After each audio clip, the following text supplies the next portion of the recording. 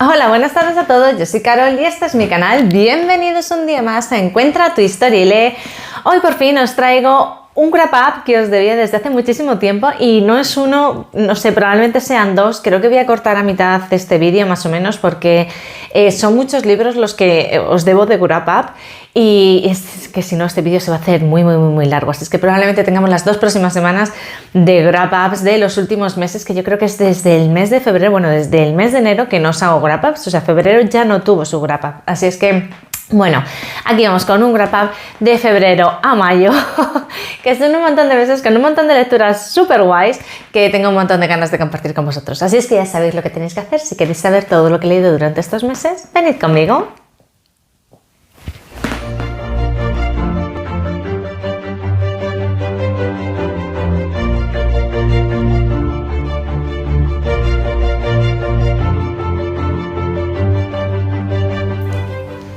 Hola a todos, ¿cómo estáis? Espero que fenomenal y con muchísimas ganas de hablar de libros, porque hoy os traigo el wrap up que va del mes de febrero, de los libros que he leído desde el mes de febrero hasta el mes de mayo. Son un montón de libros, pero es que no me ha dado tiempo a hacer wrap ups desde entonces. No sé qué ha pasado entre las vacaciones de Semana Santa, puentes, mucho lío que he tenido, etcétera, y muchos otros contenidos que colgaros.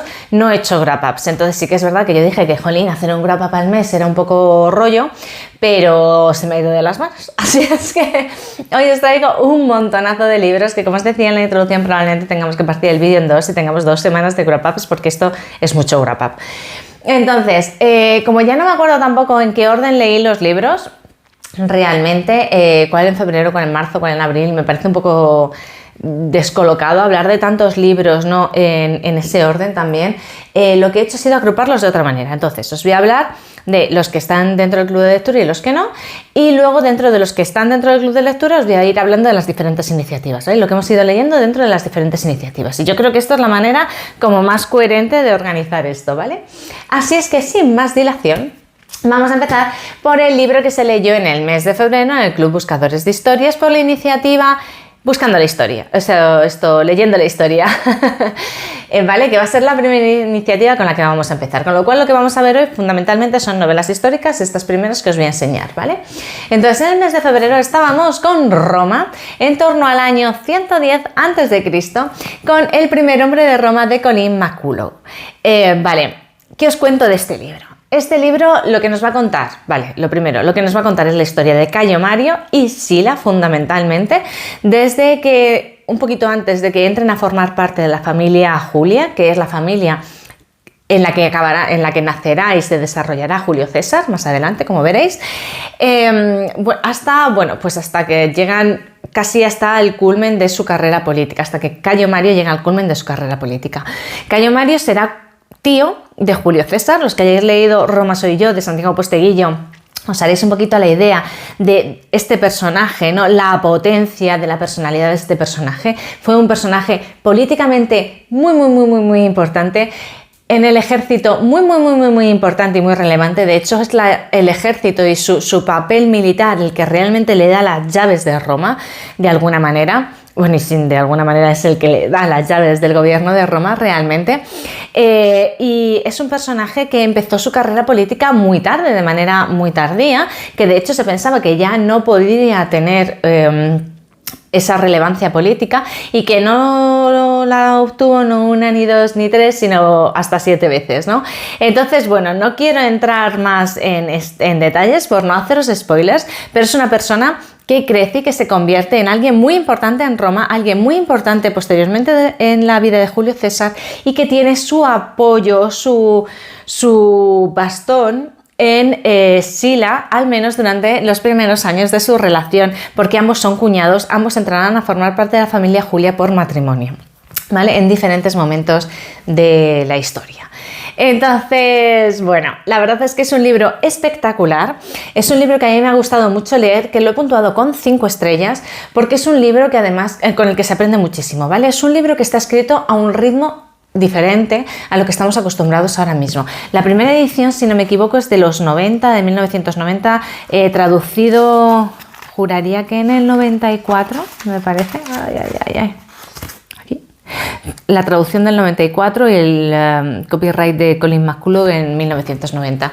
Y la verdad es que la manera de escribir en esta época era diferente. Se le daba más tiempo a la historia a crecer, a los personajes para evolucionar, no sé, en realidad estamos hablando de 800, no, estos son anexos todavía. Ya estoy en la A. 890 páginas, ¿vale? Antes de que empiece el glosario, nota de la autora 888, editado por Buquet, ¿vale? Son 888 páginas de no tantos años de la historia de Roma. Entonces es un libro que está escrito despacio, que está escrito con calma, que las cosas no pasan así como estamos acostumbrados quizás ahora que pasen en las novelas que leemos hoy en día y que se escriben hoy en día, va mucho más rápida, mucho más ligera, y sin embargo este libro se da más tiempo para ir construyendo ladrillo a ladrillo y piedra a piedra, ¿no? Y la verdad es que es un libro para sentarse a disfrutarlo, no es un libro para devorar, sino para sentarse a disfrutarlo tranquilamente y disfrutar de cómo van evolucionando sus personajes y cómo el poder también les va corrompiendo de alguna manera, de ir viendo cómo se van utilizando estrategias para justificar retorcimientos que nos den el poder y para justificar que realmente estamos hablando de un dictador, ¿no? Cayo Mario no fue otra cosa sino un dictador. Entonces, la verdad es que, y es el bueno de la historia, entonces sí que es verdad que en muchas ocasiones fue el menor de los males,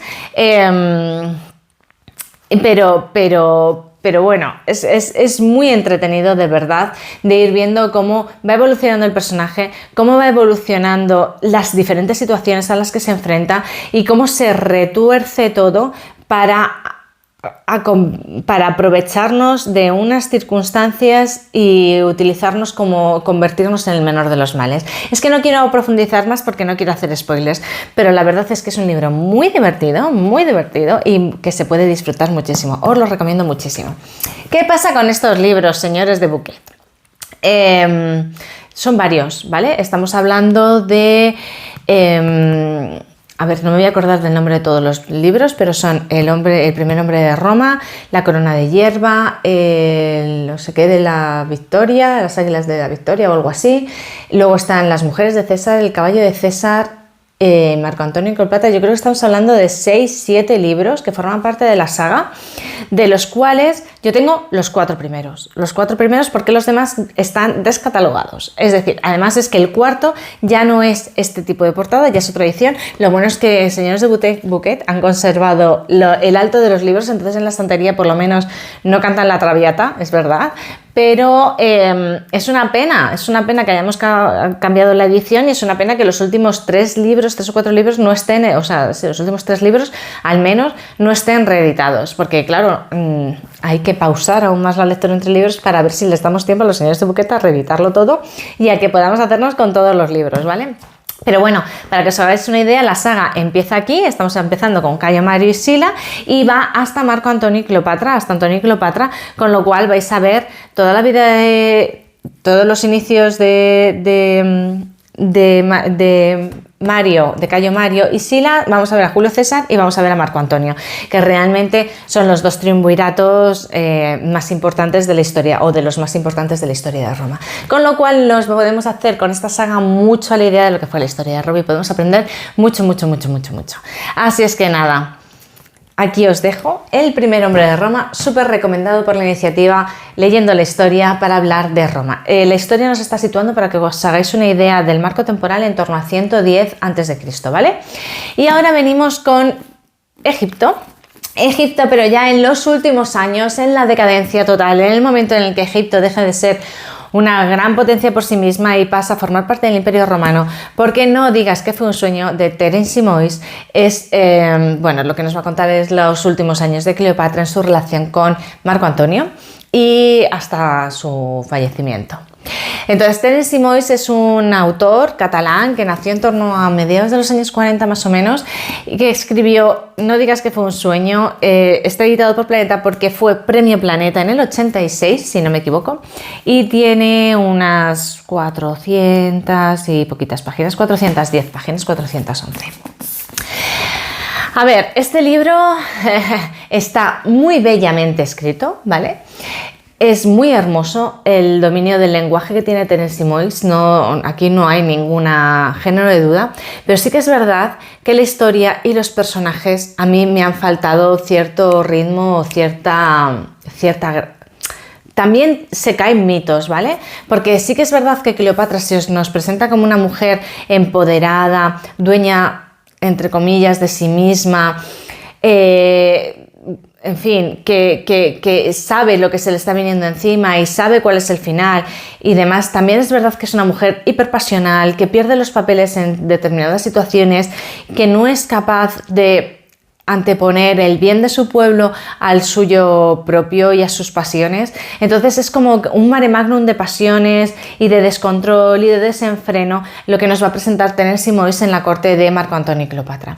Marco Antonio se nos presenta como un ser débil, inmaduro, como un niño pequeño, en el que Cleopatra actúa no solamente como su mujer o esposa, sino como su madre en determinadas circunstancias, o su esclava también en algunas otras circunstancias. O sea, ese concepto de la mujer al servicio del hombre en una figura como Cleopatra es como muy chocante también. Pero sobre todo porque él es un personaje despreciable, es un personaje que no merece en absoluto esas pasiones que despierta en Cleopatra, ni física ni psicológicamente. Entonces es como la decadencia total de Marco Antonio y la decadencia total o el arrastre de Cleopatra a esa decadencia por parte de Marco Antonio, ¿no? En las escenas finales en las que Alejandría está siendo atacada por las tropas romanas y él está absolutamente solo en un alarde de no se sabe muy bien qué, ¿no? De querer ser el capitán de los grandes ejércitos de Alejandría y estar más solo que la una, ¿no? Es tan deprimente, es tan decadente, que es realmente triste en algunos momentos. Pero como os digo, está contado con una belleza absolutamente maravillosa y que se ve muy poco en las plumas contemporáneas, ¿eh? O sea, la verdad es que es absolutamente maravilloso como escribe Tennessee Moix y la verdad es que yo lo recomiendo. De nuevo, lo recomiendo sabiendo que es un libro que es muy diferente a la literatura actual, y que hay que sentarse lo mismo, sobre todo para disfrutar del lenguaje y de cómo nos están contando la historia, ¿vale? Y de cómo de intentar entender al personaje de Cleopatra.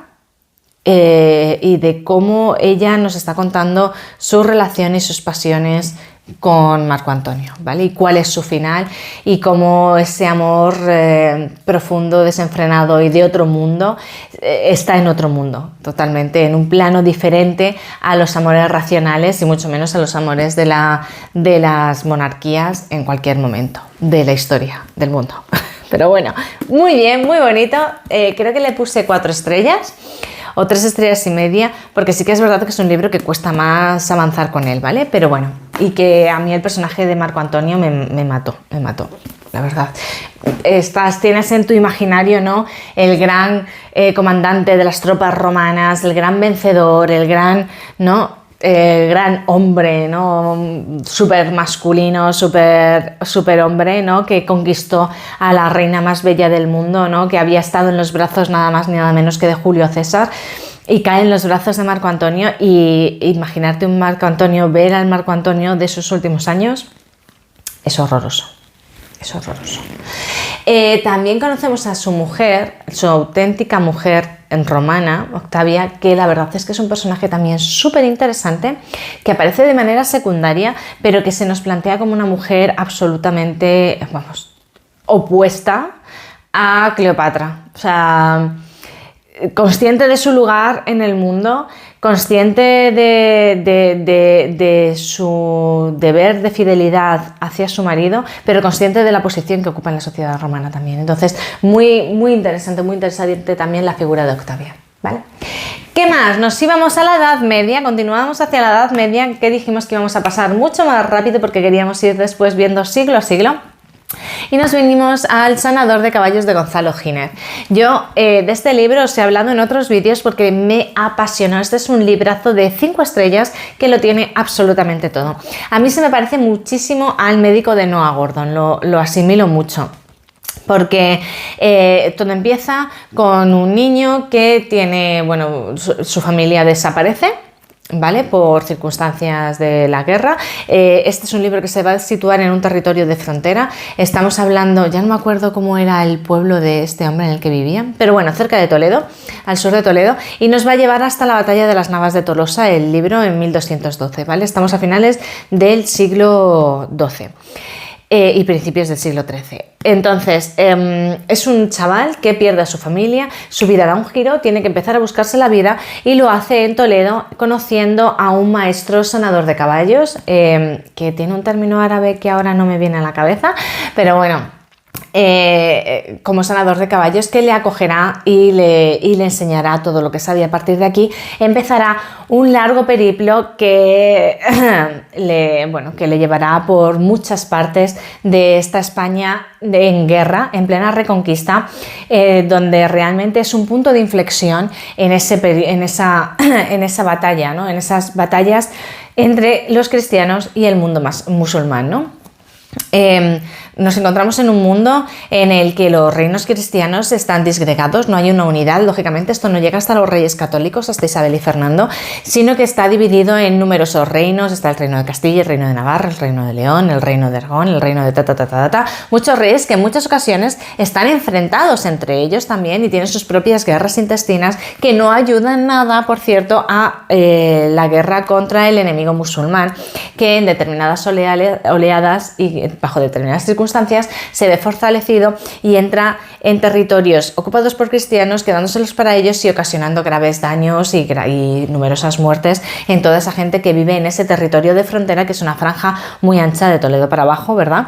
En este momento de la historia, y que bueno, es terrible, ¿no? El tipo de vida de este territorio.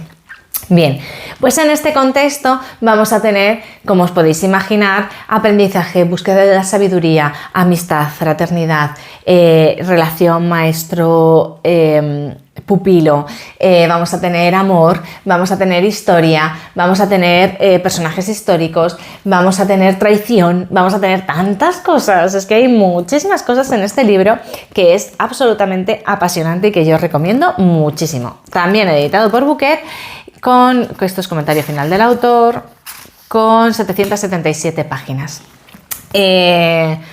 Este chico escapa de la desgracia de su familia con su única gran amiga que le va a acompañar a lo largo de todo el libro, ¿no? Que es su yegua Saba.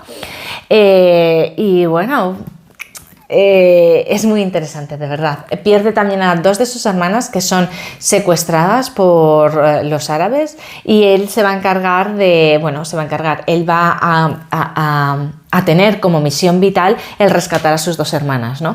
Entonces, bueno, lo que le va a llevar allí, si lo va a conseguir, si no, y qué va a pasar por el camino, es todo lo que nos cuentan estas 777 páginas absolutamente maravillosas, muy bien escritas, súper interesantes, y en las que se puede absolutamente palpar cómo era la vida en la Edad Media en determinados territorios, donde además las culturas estaban también mezcladas, porque había gente que eran árabes, que convivían con cristianos, que convivían con judíos, y cómo era toda esa vida en ese momento, ¿vale? Muy, muy, muy interesante. Y las diferencias entre ambos y cómo se trataban, etcétera, etcétera. No os lo podéis perder, de verdad, porque es absolutamente maravilloso. Y estos son los libros que se llevan en febrero, marzo y abril, por o marzo, abril y mayo, es que la verdad es que no lo sé, en el Club de Lectura Buscadores de Historias, con la iniciativa Leyendo la Historia. Pero luego, claro, yo en algún momento entre estos meses me invitó Raquel de la Pecera de Raquel a hacer una lectura conjunta con ella, y no me pude resistir, porque además este libro que íbamos a leer era La luz perdida de Nino Haratish-Wily. Vosotros sabéis que yo tengo súper pendiente La octava vida, que se leyó en el Club de la Pecera de la Pecera de Raquel el año pasado o hace 2 años, y que ella siempre pone fenomenal porque le gustó muchísimo y le sacó muchísimo partido a ese libro. Y la verdad es que yo lo empecé tarde, empecé tarde la lectura conjunta, no fui capaz de pillar al grupo, me vinieron otras cosas, lo tuve que dejar y me dio mucha pena porque la verdad es que me estaba gustando mucho y tengo que retomarla. Pero bueno, sí que es verdad que Nino Haratischvili sacó a principios de este año este libro, La luz perdida, a finales del anterior, creo que a principios de este año.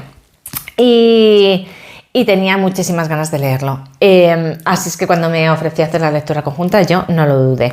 Es un libro que está espectacularmente bien escrito, es un libro que te pone los pelos de punta en más de una ocasión y en más de dos, y que nos cuenta la vida de 4 amigas, que es una vida realmente complicada. Estamos en los últimos años de la dictadura en Georgia, donde 4 amigas de muy distintos estratos sociales y de muy distintas circunstancias, bueno, no tanto estratos sociales, porque sí que es verdad que unas tienen más capacidad económica que otras, pero las que tienen capacidad económica, la verdad es que lo son por asuntos turbios. Es un mundo donde la violencia está a la orden del día, no solamente en las familias a nivel alto, sino desde que son niñas, están bebiendo de esa violencia. Sus hermanos se encuentran metidos en asuntos muy complicados que les complican mucho la vida a ellos, a ellas y a las familias. Es un mundo en el que las vidas se pierden, donde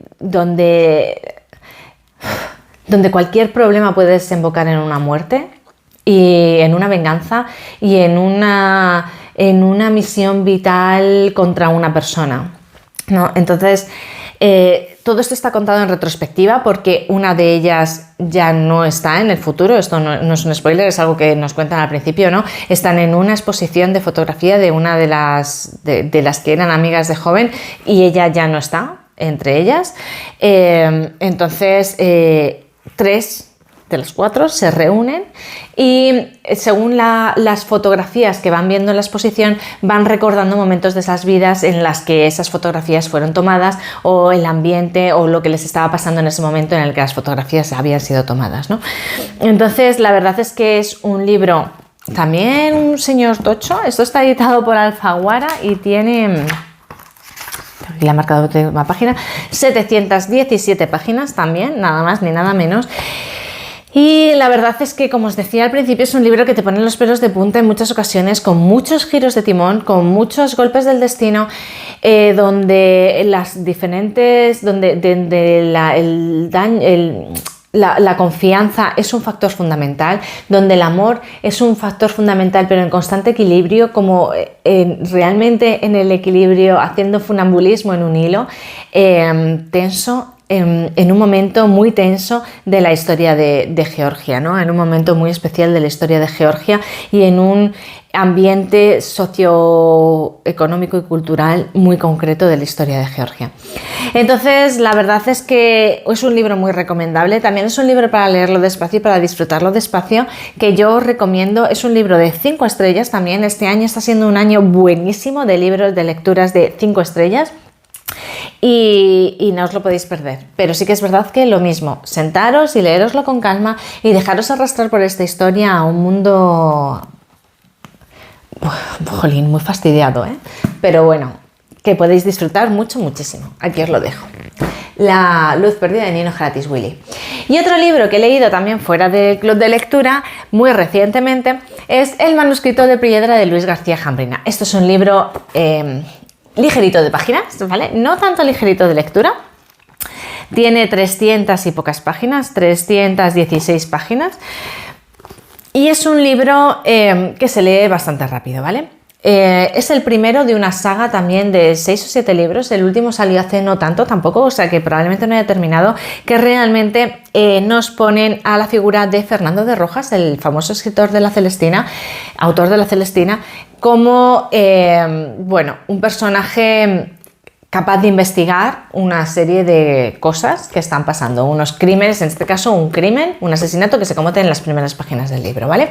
Los demás libros, por lo que he leído del segundo y demás, también van un poco en la misma línea. Se comete un asesinato y Fernando de Rojas va a intentar resolverlo. Es un Sherlock Holmes en la Edad Media, ¿vale? Lo que pasa es que, sí muy centrado en la observación, pero también muy centrado en los conocimientos esotéricos, en los conocimientos de historia, en los conocimientos de historia religiosa y de filosofía medieval, lo cual es harto complicado de seguir. Es decir, un libro de 320 páginas que debiera de leerse así, es un libro que en determinados pasajes se complica porque se nos ponen a hablar de determinados autores medievales y determinados pensamientos y leyendas y tal que complican un poco más